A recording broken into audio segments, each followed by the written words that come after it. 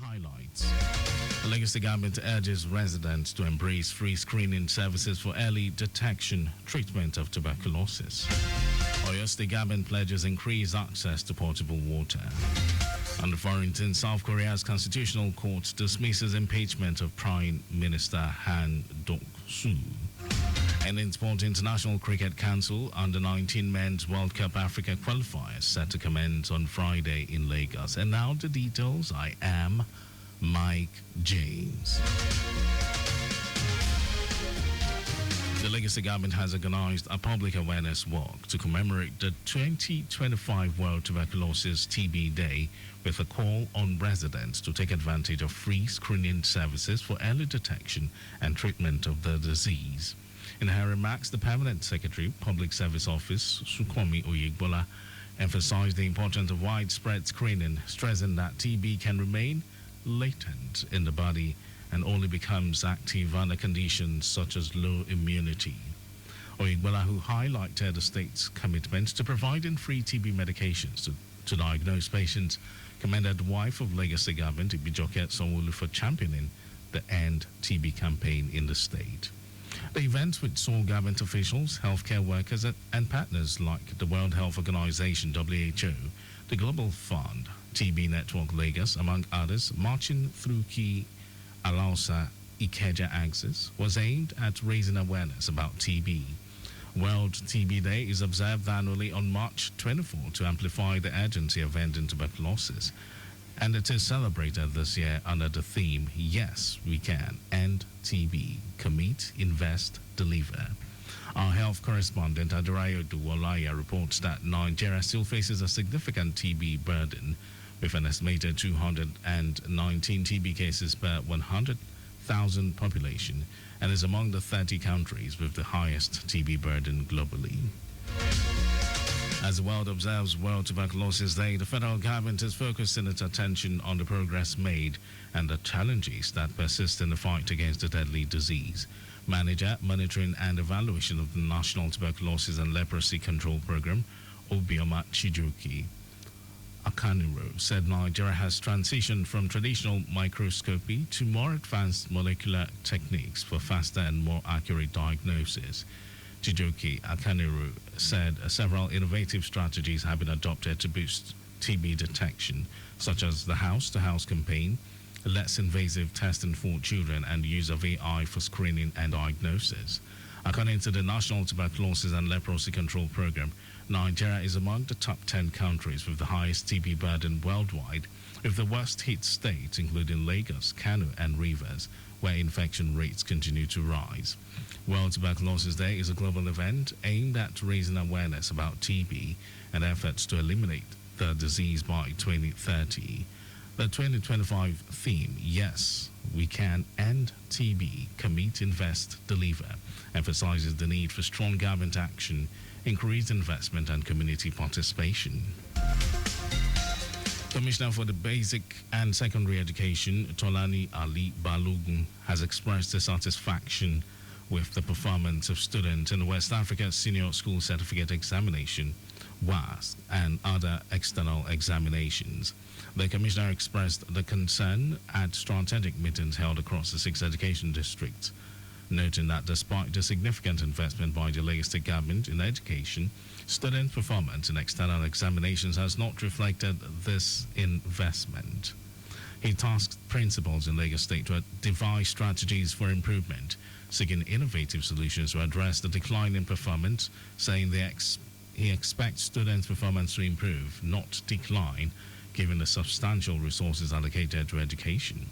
Ali Balogun, while taking swift action to address students' decline in performance, calls for the exclusive promotion of high-achieving students to the terminal class.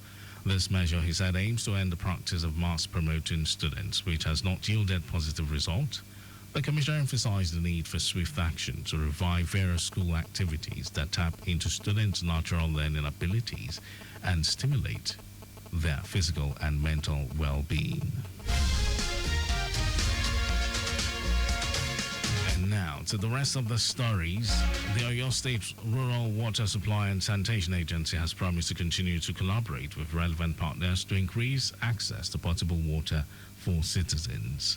Chairman of the agency, Babalola Afobaje, made this statement in Ibadan, the state capital, during a release marking this year's World Water Day. Afobaje also acknowledged the indispensable role of water in public health, environmental sustainability and economic development, noting that since assuming office in 2019, Governor Seyi Makinde's administration had made significant investment in water infrastructure and resource management to address these issues. Reflecting on this year's theme, glacier preservation, he underscored the urgent need for glacier protection, citing their crucial role in regulating the global water cycle, supporting biodiversity and sustaining human livelihoods. World Water Day emphasizes the importance of achieving Sustainable Development Goal 6, ensuring water and sanitation for all by 2030. Kogi State Government has assured retirees that pension and gratuity payment are now processed transparently, eliminating the need for personal connections or lobbying before they get their entitlements. Director General of the Kogi State Pension Commission, Miriam Abedu, who stated this, explained that government has introduced a technology-driven payment system that ensures fairness and efficiency. Abedu said the Commission has significantly cleared pension arrears as the state has consistently made funds available to meet the obligations of retirees. She emphasized that transparency and accountability have improved the Commission's operations, making the payment process smoother and more reliable. Abedu also warned retirees against falling victim to individuals who claim they can influence payment and benefit, stressing that all entitlements are processed strictly on merit.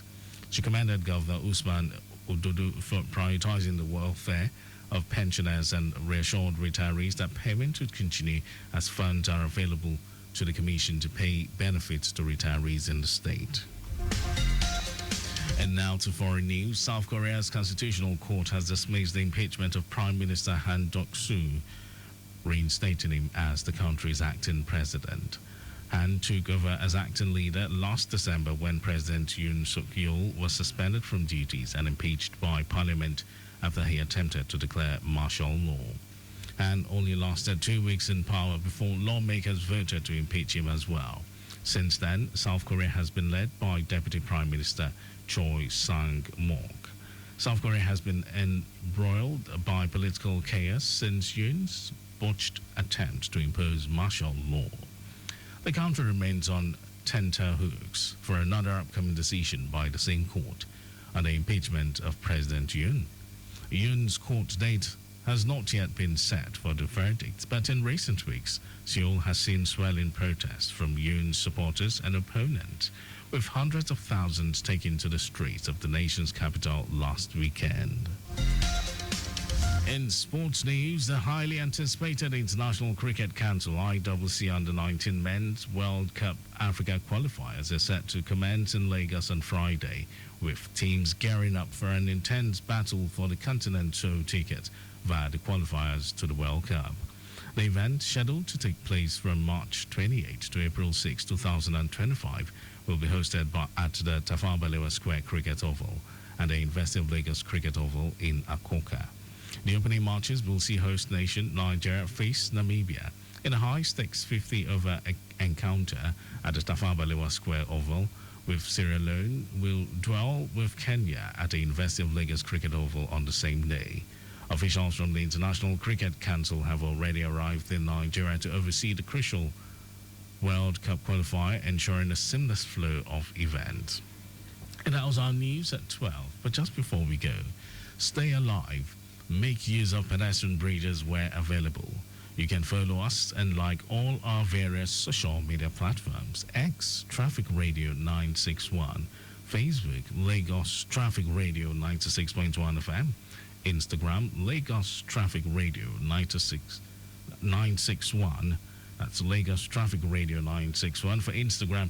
You can also subscribe and watch our news and programs. It's live on YouTube, Traffic Radio 961. You can visit our website, www.trafficradio961.ng. Did you know that the Sanwo-Olu administration empowered over 1,000 residents at the third phase of the Mega Empowerment Program? Well, you can get more details on the Legacy Government website and to end the news. Here are the highlights of the major stories. The Lagos government has organized a public awareness walk to commemorate the 2025 World Tuberculosis TB Day with a call on residents to take advantage of free screening services for early detection and treatment of the disease. The Oyo State Rural Water Supply and Sanitation Agency has promised to continue to collaborate with relevant partners to increase access to potable water for citizens. And we also told you that South Korea's Constitutional Court has dismissed the impeachment of Prime Minister Han Duck-soo, reinstating him as the country's acting president. In sports, the highly anticipated International Cricket Council ICC Under-19 Men's World Cup Africa qualifiers is set to commence in Lagos on Friday, with teams gearing up for an intense battle for the continent sold ticket via the qualifiers to the World Cup. And for contact with the newsroom, send a message to info@trafficradio961.ng. That ends the news broadcast. It was compiled by Coyote Mafalasheri. Thank you for listening, Lagos. My name is Mike James. Beautiful afternoon to you.